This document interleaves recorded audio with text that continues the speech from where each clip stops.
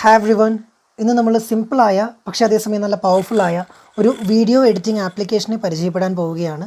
നമ്മുടെ ഒരുവിധപ്പെട്ട എല്ലാ video editing നീഡ്സും meet ചെയ്യുന്ന, എന്നാൽ നമുക്ക് ഫോണിൽ തന്നെ വളരെ സിമ്പിളായിട്ട് ചെയ്യാവുന്ന സൈസ് കുറഞ്ഞ ഒരു ആപ്ലിക്കേഷനാണ് നമ്മൾ പരിചയപ്പെടാൻ വേണ്ടി പോകുന്നത്. അത് പവർ ഡയറക്ടർ എന്ന പേരിൽ നമുക്ക് പ്ലേ സ്റ്റോറിൽ അവൈലബിൾ ആയ ഒരു ആപ്ലിക്കേഷനാണ്. ഞാനത് ഓൾറെഡി ഇൻസ്റ്റാൾ ചെയ്തിട്ടുണ്ട്.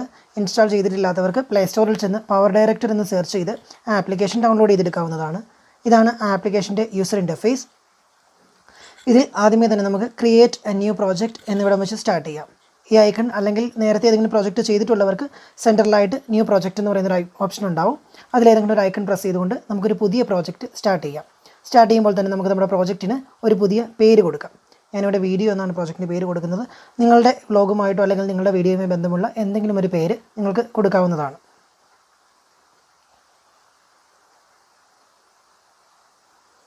അതിനുശേഷം വേണ്ടത് വീഡിയോയുടെ ആസ്പെക്ട് റേഷ്യോ സെലക്ട് ചെയ്യുക.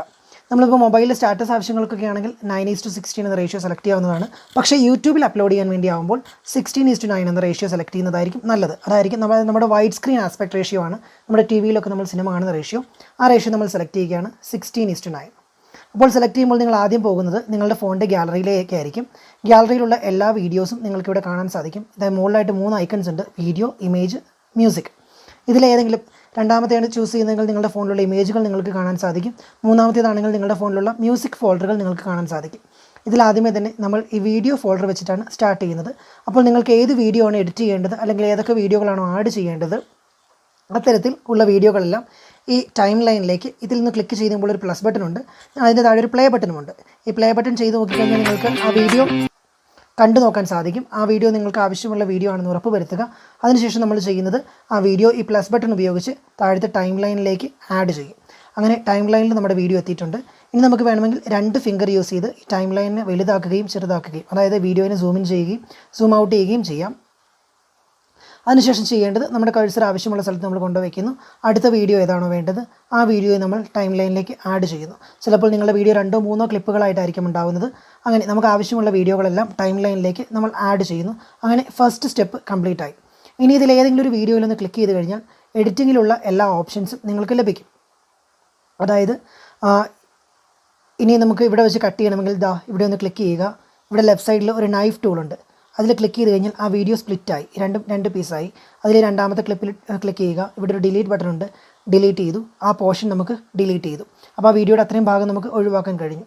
ഇനി തുടക്കത്തിൽ നിന്നാണ് ഒരു ഭാഗം നിങ്ങൾക്ക് കളയേണ്ടതെങ്കിൽ ആ വീഡിയോയുടെ ആ ഭാഗത്ത് കഴ്സർ കൊണ്ടുവന്ന് വയ്ക്കുക. അതിനുശേഷം ആ വീഡിയോയിൽ നിന്ന് ക്ലിക്ക് ചെയ്യുക. അപ്പോൾ ലെഫ്റ്റ് സൈഡിൽ നിങ്ങൾക്ക് നൈഫ് ഓപ്ഷൻ കിട്ടും. അതിലൊന്ന് ക്ലിക്ക് ചെയ്യുക. അവിടെ വെച്ച് ക്രോപ്പായി ആദ്യത്തെ പോർഷൻ സെലക്ട് ചെയ്യുക, ഡിലീറ്റ് ചെയ്യുക. അങ്ങനെ വീഡിയോയുടെ ആദ്യവും അവസാനവും ഉണ്ടായിരുന്ന ആവശ്യമില്ലാതിരുന്ന ഭാഗം നമ്മൾ ഒഴിവാക്കി കളഞ്ഞു. ഇനി ഏതെങ്കിലും ഇടയ്ക്കുള്ളൊരു ഭാഗമാണ് നിങ്ങൾക്ക് കളയേണ്ടതെങ്കിൽ അവിടെ ഇതുപോലെ ഒന്ന് സ്പ്ലിറ്റ് ചെയ്തതിന് ശേഷം അപ്പോൾ അത് 2 ക്ലിപ്പായിട്ട് മാറും. അതിൻ്റെ ആദ്യമോ അവസാനമോ എവിടെയാണെന്ന് വെച്ച് കഴിഞ്ഞാൽ നിങ്ങൾ ഡിലീറ്റ് ചെയ്താൽ മതിയാവും. ഇപ്പോൾ നമ്മൾ ആക്ച്വലി വീഡിയോകൾ ക്രോപ്പ് ചെയ്ത് കഴിഞ്ഞു.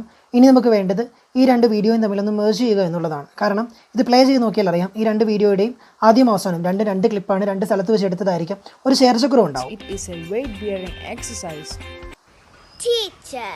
കണ്ടോ, രണ്ടും തമ്മിലൊരു ചേർച്ചക്കുറവ് നമുക്ക് ഫീൽ ചെയ്യും. അത് ഒഴിവാക്കാൻ വേണ്ടിയിട്ട് ഇതൊന്ന് സൂം ചെയ്ത് കഴിഞ്ഞാൽ നമുക്ക് നടുവിൽ ഒരു ബോക്സ് കാണാൻ സാധിക്കും. ഈ 2 വീഡിയോയും മീറ്റ് ചെയ്യുന്നിടത്ത് നടുവിലൊരു ചെറിയ ബോക്സ്, അത് ട്രാൻസിഷൻ എഫക്റ്റുകൾക്കുള്ള ബോക്സാണ്.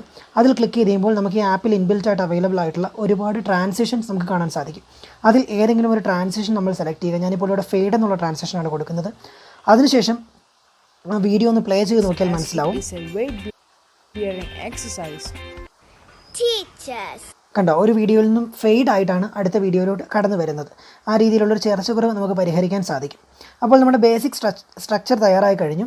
നമ്മുടെ ആവശ്യമുള്ള വീഡിയോകളെല്ലാം എടുത്തു. ആ വീഡിയോകളിലെ ആവശ്യമില്ലാത്ത ഭാഗങ്ങളെല്ലാം കട്ട് ചെയ്ത് ഡിലീറ്റ് ചെയ്തു. വീഡിയോകൾ തമ്മിൽ നമ്മളൊന്ന് മെർജ് ചെയ്തു. ഇനി നമുക്ക് ചെയ്യേണ്ടത് ഇതിനിടയിൽ എവിടെയെങ്കിലും നിങ്ങൾക്ക് വല്ല ഫോട്ടോസോ അല്ലെങ്കിൽ വീഡിയോസ് തന്നെ സ്ലൈഡുകളായിട്ട് ആഡ് ചെയ്യണമെങ്കിൽ അതിനൊരു ഓപ്ഷനുണ്ട്.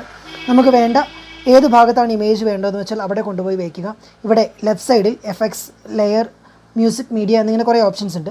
ഇതിൽ രണ്ടാമത്തെ ഓപ്ഷനായ ലെയർ നമ്മൾ സെലക്ട് ചെയ്യുന്നു. അപ്പോൾ അവിടെ കുറേ ഓപ്ഷൻസ് ഉണ്ട്: ടൈറ്റിൽ, വീഡിയോ, ഇമേജ്, സ്റ്റിക്കർ. നമുക്കവിടെ കുറച്ച് ടെക്സ്റ്റാണ് ആഡ് ചെയ്യേണ്ടതെങ്കിൽ നമുക്ക് ഈ ടൈറ്റിൽ എന്ന ടൂൾ യൂസ് ചെയ്യാം. ഇവിടെ നിങ്ങൾക്ക് ഇഷ്ടം പോലെ ഫോണ്ടുകൾ അവൈലബിൾ ആണ്. അതിലേതെങ്കിലും ഒരു ഫോണ്ട് എടുക്കാം. ആ ഫോണ്ടിലൊന്ന് ക്ലിക്ക് ചെയ്ത് കഴിഞ്ഞാൽ ടാപ്പ് ടു എഡിറ്റ് എന്ന് പറയുന്ന ഓപ്ഷൻ വരും. അവിടെ നിങ്ങൾക്ക് ആവശ്യമുള്ള ടെക്സ്റ്റ് ടൈപ്പ് ചെയ്ത് കൊടുക്കാം. അതിനുശേഷം ഇവിടെ ഒരു എഡിറ്റ് ബട്ടൺ ഉണ്ട്.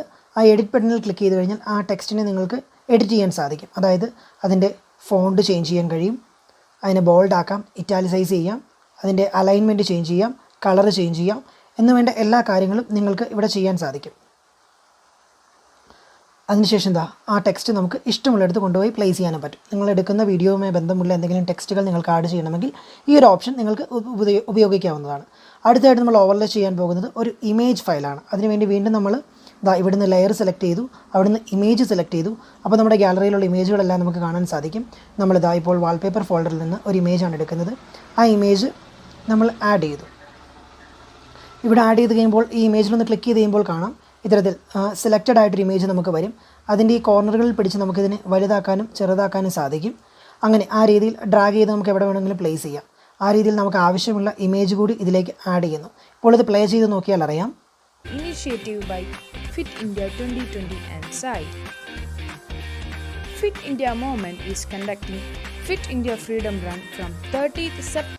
കണ്ടോ, നമ്മുടെ വീഡിയോയിൽ നമ്മൾ എടുത്തിരിക്കുന്ന വീഡിയോയ്ക്ക് മുകളിലേക്ക് നമ്മൾ ആഡ് ചെയ്ത ടെക്സ്റ്റും ഇമേജും ആഡായി കഴിഞ്ഞു. ആ രീതിയിൽ നമുക്ക് ആവശ്യമുള്ള എന്ത് മെറ്റീരിയലും ഒരു വീഡിയോ ആണെങ്കിൽ പോലും നമുക്കിതിൻ്റെ മുകളിലേക്ക് ആഡ് ചെയ്ത് വെക്കാവുന്നതാണ്. ഇനി ഈ വീഡിയോയുടെ വോളിയം നമുക്കൊന്ന് അഡ്ജസ്റ്റ് ചെയ്യണമെങ്കിൽ ഈ വീഡിയോയിൽ നിന്ന് ക്ലിക്ക് ചെയ്ത് കഴിഞ്ഞാൽ ഇവിടെ ഒരു എഡിറ്റ് ബട്ടൺ ഉണ്ട്. അതിൽ നമുക്ക് ഇഷ്ടംപോലെ ഓപ്ഷനുകളുണ്ട്. അതിൽ ഈ വോളിയം ഓപ്ഷനിൽ പോയിട്ട് വോളിയം കൂട്ടാനും കുറയ്ക്കാനും നമുക്ക് സാധിക്കും. അതിൻ്റെ ഫെയ്ഡ് ഔട്ടും കാര്യങ്ങളൊക്കെ ചെയ്ത് കൊടുക്കാം. അങ്ങനെ നമുക്ക് ആവശ്യമായ ചേഞ്ചുകളെല്ലാം വരുത്തുക, അക്സെപ്റ്റ് ചെയ്യുക. അങ്ങനെ നമ്മുടെ വീഡിയോ ഏറെക്കുറെ കംപ്ലീറ്റ് ആയി കഴിഞ്ഞു എന്ന് ഉറപ്പുവരുത്തിയതിന് ശേഷം വീണ്ടും ഒന്നുകൂടി ആദ്യം മുതൽ പ്ലേ ചെയ്ത് നോക്കുക. എന്തെങ്കിലും എററുകളുണ്ടോ എന്ന് ഒരിക്കൽ കൂടി ചെക്ക് ചെയ്യാൻ വേണ്ടിയിട്ട്. ആ രീതിയിൽ പ്ലേ ചെയ്ത് നമ്മുടെ വീഡിയോ കംപ്ലീറ്റ് ആണ്. നമുക്ക് ആവശ്യമുള്ള ഇമേജുകളും വീഡിയോകളും ടെക്സ്റ്റുകളും എല്ലാം ഓവർലേ ചെയ്തിട്ടുണ്ട്. നമ്മൾ എടുത്തതിൽ തെറ്റിപ്പോയ ഭാഗങ്ങളും മോശമായ ഭാഗങ്ങളും എല്ലാം എഡിറ്റ് ചെയ്ത് റിമൂവ് ചെയ്തിട്ടുണ്ട് എന്ന് ഉറപ്പ് വരുത്തിയതിന് ശേഷം ഇവിടെ റൈറ്റ് സൈഡ് ടോപ്പിലായിട്ട് ഒരു എക്സ്പോർട്ട് ബട്ടൺ ഉണ്ട്. അതിൽ ക്ലിക്ക് ചെയ്യുക. അവിടെ 2 ഓപ്ഷൻ ഉണ്ട്, സേവ് പ്രോജക്റ്റ്, പ്രൊഡ്യൂസ് വീഡിയോ. അതിൽ രണ്ടാമത്തെ ഓപ്ഷനായ പ്രൊഡ്യൂസ് വീഡിയോ നമ്മൾ സെലക്ട് ചെയ്യുന്നു. അവിടെ നമുക്ക് കുറേ ഓപ്ഷൻസ് കിട്ടും. അതിൽ ആദ്യത്തെ option save to gallery or SD card എന്ന ഓപ്ഷൻ സെലക്ട് ചെയ്യുന്നു. സെലക്ട് ചെയ്യുമ്പോൾ നിങ്ങളോട് ചോദിക്കുന്നത് വീഡിയോയുടെ റെസൊല്യൂഷനാണ്. ഈ വീഡിയോയുടെ പേര് ചേഞ്ച് ചെയ്യണമെങ്കിൽ ഇവിടെയും ചേഞ്ച് ചെയ്യാനുള്ള അവസരമുണ്ട്. റെസൊല്യൂഷൻ നമ്മൾ സെലക്ട് ചെയ്യുക. ഓർക്കുക, നിങ്ങൾ സെലക്ട് ചെയ്യുന്ന റെസൊല്യൂഷൻ അനുസരിച്ചായിരിക്കും വീഡിയോയുടെ സൈസ് ഉണ്ടാവുക. മിനിമം HD 720p എങ്കിലും ചൂസ് ചെയ്യാൻ ശ്രമിക്കുക. കാരണം നമ്മൾ അപ്ലോഡ് ചെയ്യുന്ന വീഡിയോയ്ക്ക് ക്ലാരിറ്റി ഉണ്ടാവാൻ വേണ്ടിയിട്ട് ഈ SD 360p ആരും പോകേണ്ട. ഫോണിൽ ഇഷ്ടംപോലെ സ്റ്റോറേജ് ഒക്കെ ഉള്ളവർ നല്ല ക്ലാരിറ്റിയും നെറ്റിന് സ്പീഡും അപ്ലോഡ് ചെയ്യാൻ നെറ്റിന് സ്പീഡും ഉള്ളവർക്ക് ഫുൾ HD ഒക്കെ ട്രൈ ചെയ്യാവുന്നതാണ്. 4K ട്രൈ ചെയ്യണമെന്നില്ല, കാരണം നമ്മുടെ വീഡിയോയുടെ ക്ലാരിറ്റി അനുസരിച്ചുള്ള ക്ലാരിറ്റി നമുക്ക് കിട്ടത്തുള്ളൂ. അപ്പോൾ HD 720p ആണ് ഞാനിവിടെ സെലക്ട് ചെയ്യുന്നത്. അതിനുശേഷം ഇവിടെ പ്രൊഡ്യൂസ് എന്നൊരു ബട്ടൺ ഉണ്ട്, അത് ക്ലിക്ക് ചെയ്യുക. അതിൽ ക്ലിക്ക് ചെയ്യുമ്പോൾ വീഡിയോ പ്രിപ്പയർ ആവുന്നത് കാണാം. അതിനുശേഷം വീഡിയോ റെൻഡർ ചെയ്യുന്നത് കാണാം. ഇത് മുഴുവൻ കംപ്ലീറ്റ് ആവുന്നതും വരെ ഈ ആപ്ലിക്കേഷൻ ക്ലോസ് ചെയ്യരുത്. ഇത് കംപ്ലീറ്റ് ആയി കഴിയുമ്പോൾ ഇവിടെ ഒരു ഓക്കെ ബട്ടൺ വരും. ആ ഓക്കെ ബട്ടൺ പ്രസ് ചെയ്ത് കഴിയുമ്പോൾ വീഡിയോ നമ്മുടെ ഫോൺ ഗാലറിയിലോട്ട് സേവ് ആയിട്ടുണ്ടാവും. അതിനുശേഷം ആ വീഡിയോ നമുക്ക് എവിടെയാണ് വേണ്ടതെന്ന് വെച്ചാൽ അവിടെ യൂസ് ചെയ്യാൻ സാധിക്കുന്നതായിരിക്കും. ഇത്രയുമാണ് സൈബർലിങ്ക് പവർ ഡയറക്ടറിൻ്റെ ട്യൂട്ടോറിയൽ. ട്രൈ ചെയ്ത് നോക്കുക. താങ്ക്